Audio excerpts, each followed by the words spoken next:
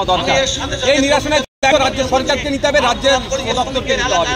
সেই জন্য আজকে ডেপুটেশন দিচ্ছে। আমাদের রাজ্যের কখনো আফরাজুল রাজস্থানে গিয়ে খুন হতে হয়েছে, কখনো কেরলে গিয়ে হেমন্ত রায়কে খুন হতে হচ্ছে, বা মহারাষ্ট্রের সোমনাথ দেবনাথকে খুন করা হচ্ছে বাঙালি বলে, বা হরিয়ানাতে সাবির মল্লিককে খুন হচ্ছে। আর কত এই ধরনের অন্যায় অত্যাচার বেড়ে যাচ্ছে। বাংলায় কথা বলছে বলে পুশব্যাক করছে, বাংলায় কথা বলছে বলে বাংলাদেশি বলে দেখে দিচ্ছে। এটা বন্ধ হওয়া দরকার। এই জন্য আজকে আমরা ডেপুটেশন দিচ্ছি। রাজ্যের শ্রম দপ্তর যদি দায়িত্ব নেয় ভালো, তাহলে আগামী দিনে আমরা ধর্নায় বসবো। আর আজকে আক্রান্ত পরিবারের মানুষজন আসছে, আফরাজুলের পরিবার আমাদের পাশে আছে, তারা এসেছে।